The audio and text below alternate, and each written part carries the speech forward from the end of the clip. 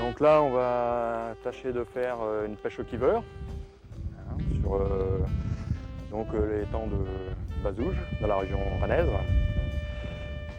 Pêche au kiver, donc c'est une pêche de fond qui consiste là je suis en train de faire le montage, qui consiste donc à présenter un appât à fond par le biais d'une cage comme ceci, que l'on monte donc en dérivation sur le corps de ligne, suivi ensuite d'un bas de ligne.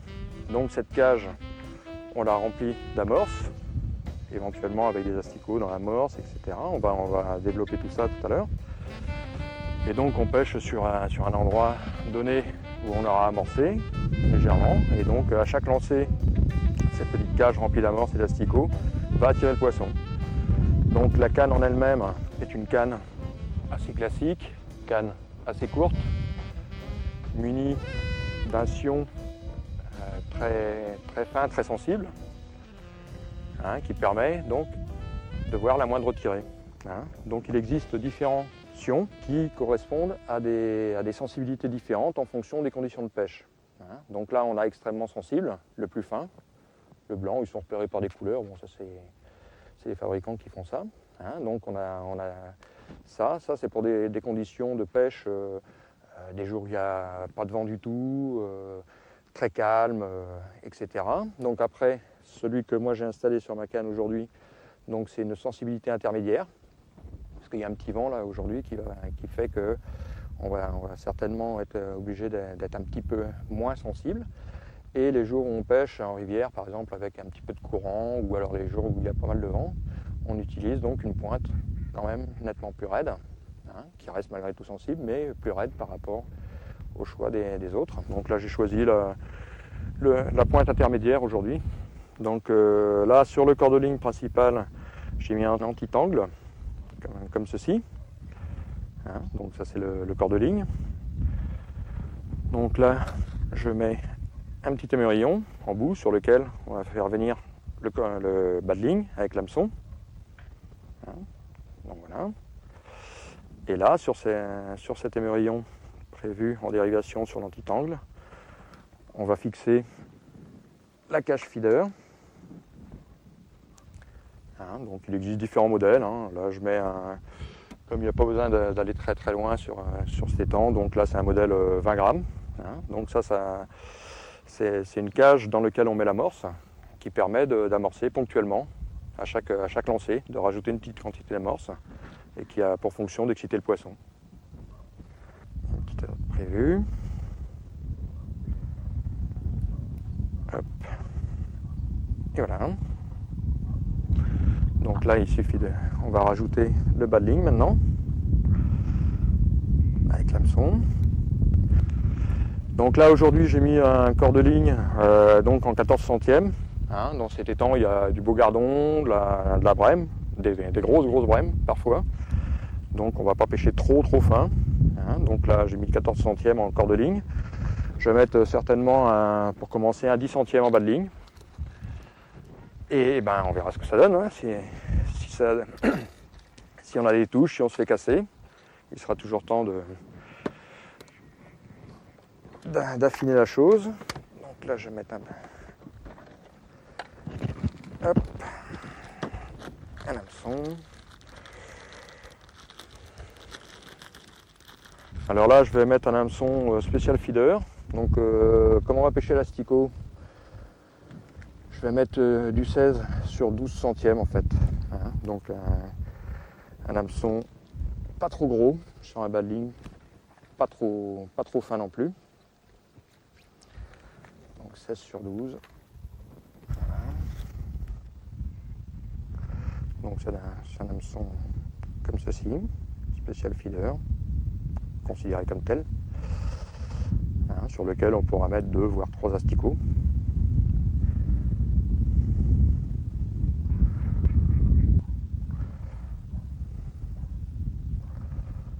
Donc là, il est évident que j'ai fait un montage, je dirais, vraiment de base.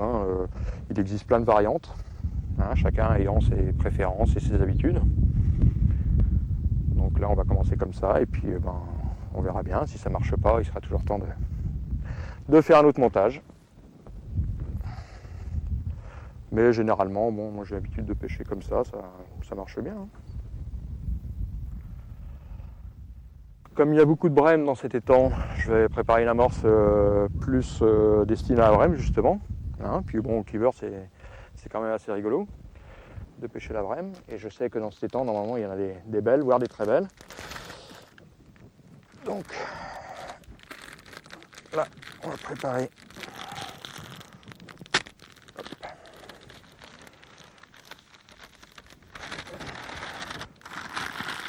J'en profite pour dire à nos amis pêcheurs qu'inutile de laisser les sacs d'amorce au bord de l'eau. Ça fait toujours des ordres pour ceux qui arrivent après. Donc là, j'ai mis deux sacs d'amorce spécial brème. Je rajoute un sac de spécial anglaise qui va me permettre d'avoir une amorce un peu plus collante puisqu'on la destine à pêcher au cleaver. Voilà, avec des particules plus grosses et donc qui va donner au final une amorce assez collante qui va mieux tenir dans la cage feeder. Donc on mélange le tout, que ce soit homogène. On va passer au mouillage après. Voilà, une amorce telle qu'elle se présente quand elle est sèche. On voit qu'il y a des particules un peu plus grosses. Donc souvent il y a c'est à base de grains de différentes graines. Hein. Il y a du chènevis, du maïs. On voit certaines particules jaunes, là, des petits grains noirs, hein, tout ça. Il y a de la chapelure, il y a différents tourteaux. Ce sont des amorces tout à fait complètes et très efficaces.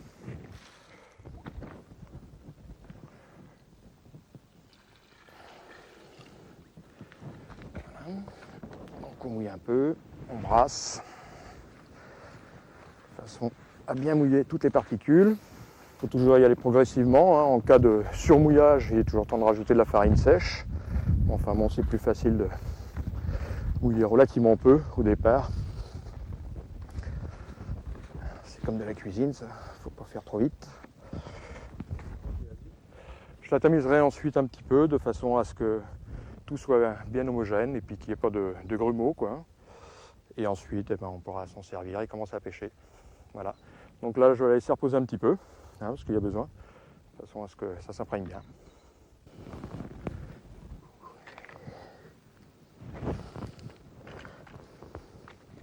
Dans la mesure où quand on pêche, donc on va le voir après en action même, donc il faut que la canne soit a priori perpendiculaire à l'endroit où on pêche. Hein. Enfin donc parallèle à la berge, perpendiculaire au cou même de pêche. Hein. Puisque en fait, donc comment on va le voir, la canne va être positionnée comme ceci, la ligne sera là, et donc les touches se verront comme ça. Alors donc là je suis en train de chercher une position à peu près adéquate pour le piquet, ce qui va pas être évident parce que la berge est extrêmement caillouteuse. On va faire trouver quelque chose de stable. On va bricoler avec les moyens du bord. Voilà, là ça devrait être pas mal. Donc le piquet lui va être à peu près parallèle à la berge, puisque la canne en action de pêche, elle sera complètement posée sur le support comme ceci. Et donc, on pêchera là. La canne est parallèle au bord, le fil perpendiculaire à la canne, de façon à ce qu'on décèle parfaitement les touches au niveau de la pointe du sion, puisque cette pêche-là s'appelle cleaver, donc c'est le sion qui donne l'indication qu'il y a une touche, ou pas d'ailleurs. Donc là voilà, je crois que je suis à peu près prêt. Ça me semble assez stable. Donc là dans mon amorce, avant de mettre les boules à l'eau, je rajoute de l'élasticot. Donc je les verse assez haut de façon à ce que le vent enlève la sueur. C'est pas la peine de l'inclure à l'amorce. En général, c'est pas forcément très bon.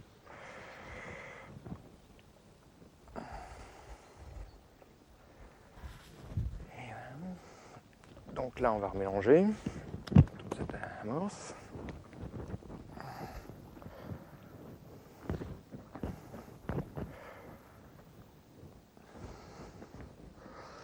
Donc là j'ai mis des asticots de différentes couleurs, parce que j'ai remarqué que la brème était assez sensible, et d'ailleurs au bout de l'hameçon c'est ce que je vais faire aussi, c'est que je vais mettre en général panaché, soit rouge-blanc, soit rouge-jaune ou blanc-jaune.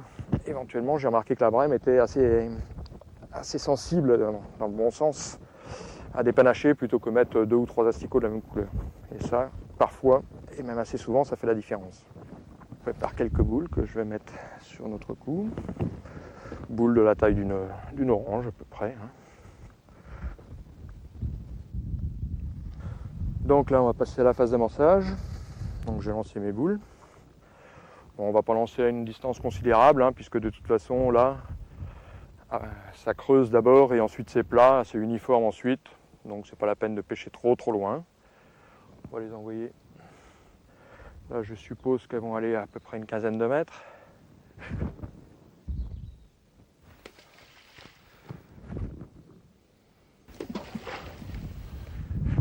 Alors donc, comme on est confiant aujourd'hui, eh bien on va installer les puzettes et puis la bourriche.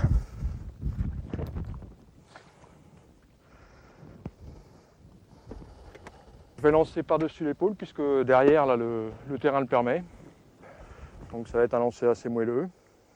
Donc en général un petit peu au-delà de la zone d'amorçage et on ramène gentiment ou on laisse descendre gentiment sur le coin, sur la zone où on a amorcé.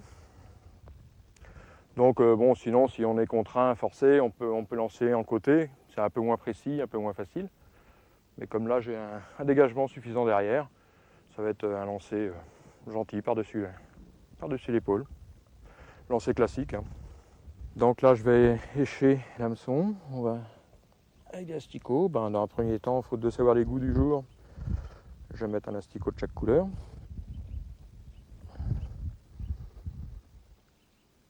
On va mettre une bouchée assez copieuse dans la mesure où, comme je l'ai dit tout à l'heure, normalement il y a des grosses brènes dans ces temps, donc on va essayer carrément d'aller les chercher. Donc ça c'est une chose. Alors donc là on passe à la phase de remplissage du feeder en lui-même. Donc en fait ça suffit de le tremper dans le seau d'amorce. Alors il est évident que ça finit par faire un poids non négligeable, c'est pour ça qu'on n'a pas besoin de rajouter de plomb sur la ligne, d'autant que le feeder en lui-même, on ne l'a pas vu tout à l'heure, je vais pouvoir vous en montrer un en attendant les touches. Le feeder a déjà son propre plomb.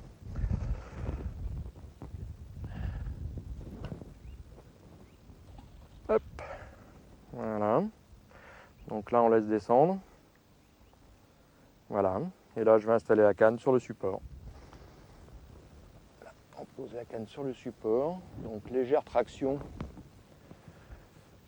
du fil, on laisse bien s'installer. Et donc là on voit que le sion est très légèrement tendu. Donc là on vient d'effectuer le lancer. J'ai posé la canne sur son support, perpendiculairement à la berge comme on l'a vu. Et donc là j'ai donné une légère tension au fil qui fait que le sion, donc ce qu'on appelle le kiver en lui-même, est légèrement courbé, ce qui va permettre de détecter la moindre touche. Donc là la ligne étant en place, alors une petite astuce consiste à marquer le fil, puisque là donc mon kiver est sur la zone amorcée. Je vais donc passer un marqueur de fil. Comme c'est du fil anglaise qui est noir, donc en passant du marqueur comme ça, blanc, ça va me donner ensuite la distance à chaque lancer de là où je suis. Donc si mon marquage blanc est enroulé sur le moulinet, ça voudra dire que je suis revenu trop près. Si au contraire mon marquage est sur le fil au-delà de la canne, ça veut dire que je suis un peu trop loin. Donc ça me permet de régler à chaque fois ma bonne distance, de me rappeler où la distance à laquelle il faut lancer.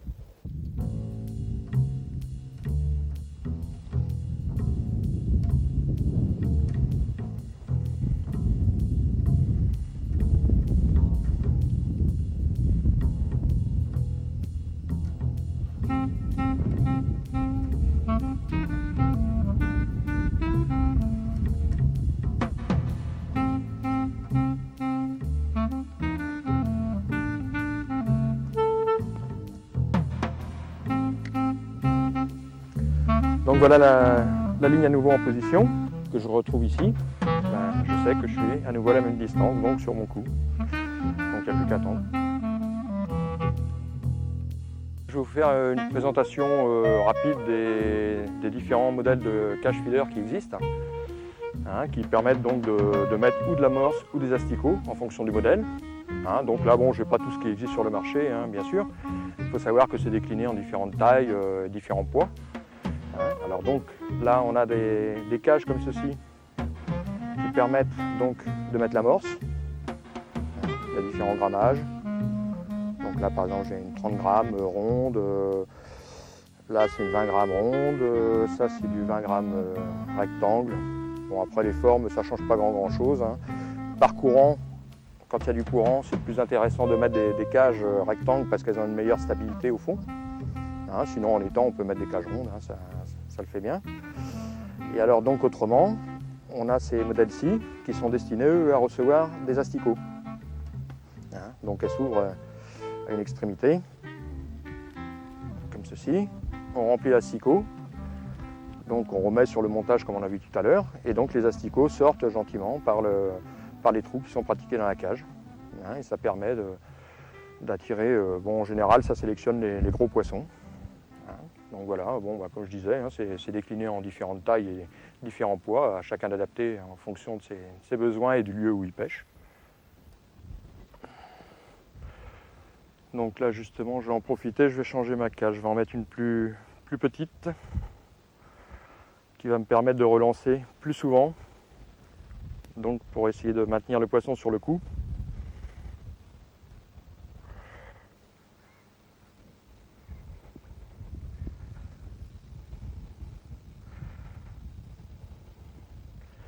Et voilà. Un beau gardon. Un beau gardon. Et voilà. Beau petit gardon.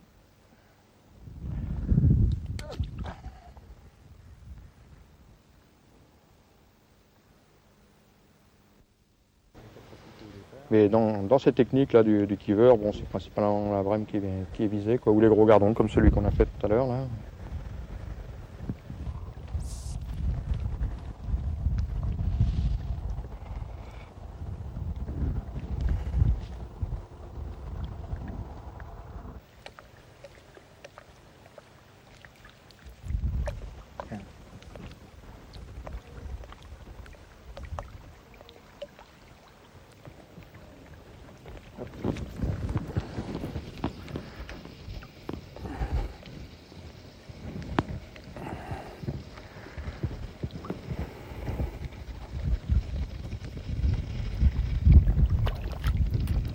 Et voilà, une petite brème.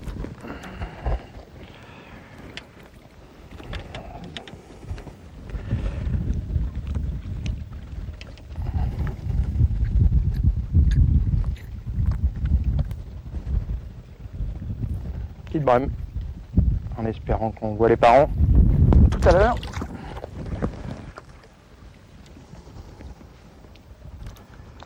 Bon, on va recommencer. Peut-être que ça va arriver.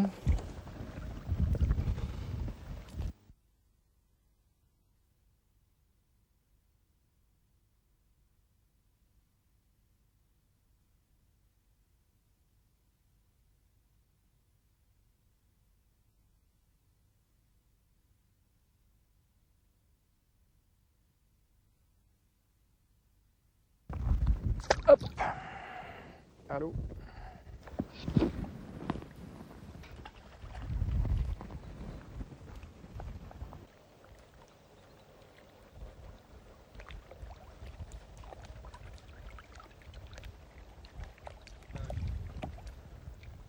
Ah, il y a un collègue à côté, je crois qu'il y a un départ. Alors, on va voir s'il a besoin d'un coup de main, le jeune homme. Ah, vous avez un départ? C'est une anguille, ça. Ça, c'est une anguille. Ah, mais c'est une anguille, c'est pas un brochet. Je pense que c'est ça. J'espère que c'est pas une anguille.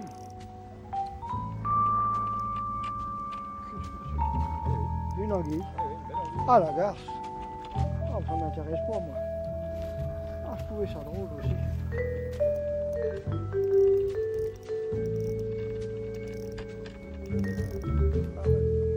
Voilà. Oh ouais, oui, d'accord. Ah bah c'est moins bien qu'un rocher. Ah bah, puis elle est pas tellement grosse, mais ça tire les anguilles. Moi j'ai pris un con de 8 kilos à la pointe du Grouin cette année. 8 kilos. Oh, c'est pas vrai.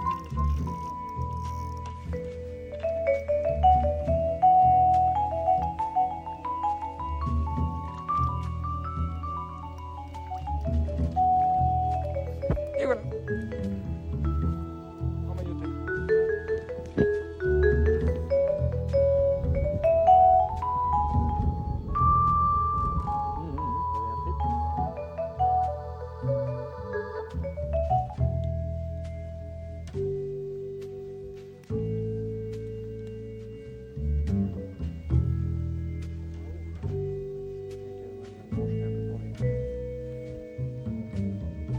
Donc en général, quand ça commence à rentrer sur le coup, qu'il y a des touches à suivre, et puis que bon, suite à un lancer, après il n'y a plus de touches, en général, c'est soit il y a un carnassier, comme je disais tout à l'heure, qui est venu sur le coup, un ou plusieurs, ou alors il y a un problème sur la ligne, quoi. Soit un emmêlage, ou alors une touche qu'on n'a pas vue, il n'y a plus d'asticot, comme c'était le cas, ou c'est qu'il y a un problème, quoi.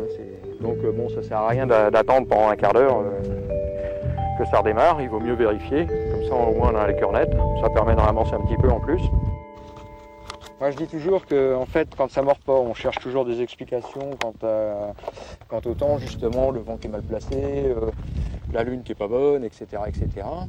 Et quand ça mord, on se pose pas de questions, quoi.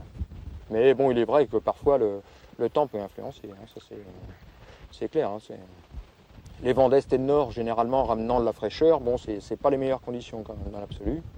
Là, il semblerait que ce soit un vent d'est. Bon, c'est pas forcément mauvais, mais enfin, c'est pas les conditions les plus adéquates. Il vaut mieux qu'il fasse un peu plus doux. Et avec un vent d'ouest, hein, surtout dans notre région, c'est quand même ce qu'il y a de plus approprié. Bon, la lune, certains pêcheurs considèrent que partant de pleine lune, ça mord moins bien, dans la mesure où il fait clair la nuit. Hein, quand le ciel est dégagé, qu'il y a pleine lune, la nuit, il y a une certaine clarté qui fait que les poissons se nourrissent, en partie. Hein, donc ça fait que dans la journée, ils ont moins faim. Donc a priori, les résultats de pêche sont moins bons.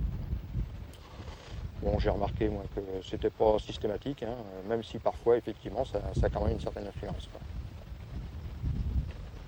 Quant au reste, tiens, il y a une touche. Ah, une perche. Alors ça, c'est original. Une perche qui heure. Bah, c'est pas très fréquent, non. Mais bon. Avec la poignée d'un petit peu que j'ai mis, oui, ça paraît logique que ça puisse attirer une petite perche. Une petite perchette. Ah.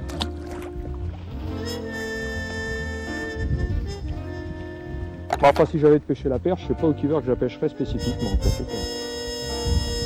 C'est quand même pas très fréquent, quoi.